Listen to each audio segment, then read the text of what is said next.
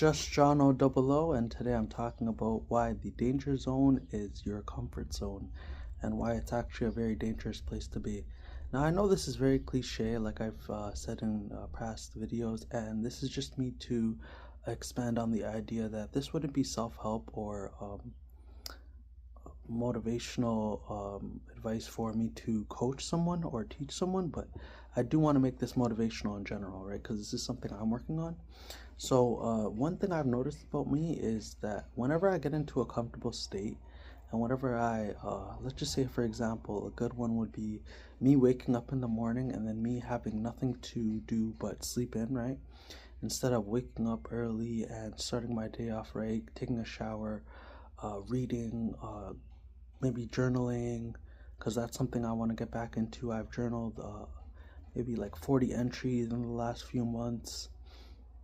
Or, for example, going to the gym, getting tasks done, figuring out employment, making a YouTube video, riding a bike, playing basketball, getting ready for my basketball league that's coming up next month. So, for example, like the comfort zone that I was thinking about was specifically, let's just say, for example, I didn't want to join that league, that men's basketball league, but I just wanted to stay back and I didn't want to play. I didn't want to get better at the game, but I even had a expectation of myself that I actually imagined, which was not likely to happen at all, right?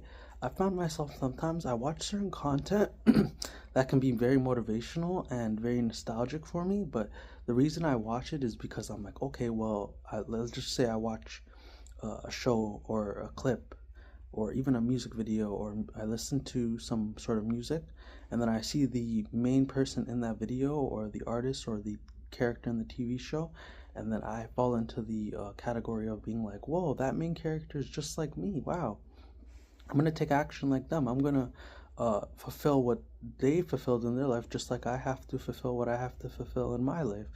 And then this has to do with why I'm saying the comfort zone is your danger zone, is because I'm actually comfortable in noticing that their life's changing and that they're getting better at their craft and they're getting better at what they're doing. But in reality, it's actually not true for me because I'm just viewing and I'm just being a consumer. Now, this has to do with that league, for example, which is because specifically in that league, if I decide to not join, and then I'm like, oh, well, I don't want to join, I'm gonna like do amazing at that league. I'm gonna get like so many baskets and I'm gonna dominate the league. I'm gonna be one of the best players in that league. I'm gonna be the best player on my team. That's actually a comfort zone trap too, as well, because if I actually don't do that and I think I'm already too good for it, that's a comfortable position for me to overestimate my abilities and to think that I'm actually in a way better position than I actually am. But in reality, if I actually join, which is what I will do most likely, right? Probably a 9 out of 10 chance I'm going to join the league. I'm going to learn many things about how, first of all, my comfort zone was to not even play the sport in a league or against other competition, or try to learn from my mistakes in past games or in past years. And the only way you can do that is if you actively play, or if you actively try and get better by joining others so they can teach you what you're doing right and what you're doing wrong. So for me, I don't really have high expectations for this league. I'm just going to join. I'm just going to try and go out there and make it enjoyable again, because it's one of my favorite pastimes to do, and it's helping out with my fitness.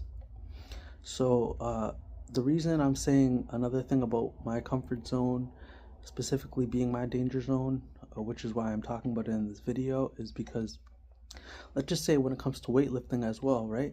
This is somewhere where I don't really find much comfort in, right? And I find it very strenuous and very hard, right? Because I work out for about like over an hour, maybe an hour and 30 minutes, right? And I'm trying to do it on a daily basis, and I have. But there's been weeks that I haven't been consistent, right?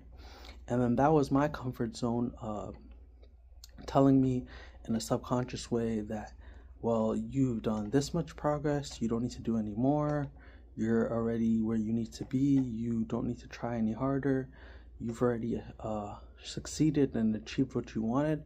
But in reality, that's actually not true at all. So the best case scenario for me is to just join the league or for my weightlifting scenario is to just keep going, and whenever I find myself in a comfortable position, understand that this is actually not the position you want to be in if you want to see growth.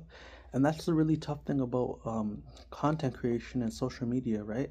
I've noticed that the best creators, they always innovate, and they always change their content up, and they also always never find themselves in a comfortable position, which a comfortable position would be them to not post videos or go on long spells of doing the same thing that's repetitive and over, and then noticing that it's kind of like insanity, right? Because they're doing the same thing over and over and not noticing a different result, but they keep trying. So that's the main reason why I say your comfort zone is destroying you, and it's actually making it feel like you have a safety net.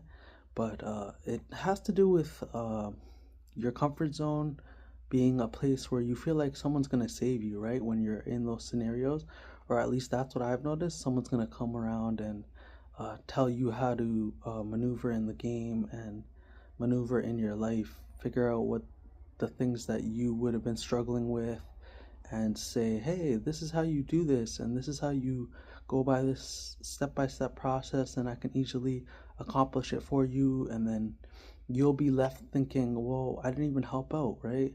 You always have to pull your own weight, and you always have to try your best to whenever finding yourself in a comfortable position, is to actually not do that and try and take small steps, right? Let's say you want to go to the gym for a month in a row, but you want to go every day. Maybe go 5 days a week, or another thing I've read on is do smaller workouts, right? Don't work out for like maybe an hour or 2 hours, because it can get exhausting and it can burn you out. But you can actually work out for like 15 or 20 minutes, but then do it for at least maybe 3 or 4 times a week. And then after that, the next month, try and catch yourself, right? Because this is going to be where your comfort zone is going to come in. It's going to be like, well, you've only worked out for 15 to 20 minutes. That should be good enough. You don't need to try any harder. But what I want you to do, if you are listening to this and not trying to fall into the trap of saying, oh, let's get into self-improvement and see what self-improvement can do for us, is to actually go to the next month and try and increase your time that you spend in the gym, and actually stay the course, right? This is probably a better case scenario for you, and then do that from the month after that and the month after that. And even if you don't get it done in the day, this is what I was talking about in my video before, how it has to do with waiting for the one day and how your one day is going to save you. I think you should actually maybe stretch it out so that you do it later in your day, and then you can accomplish it at that point. Maybe later in your day. You don't have to start off early by working out. Yeah.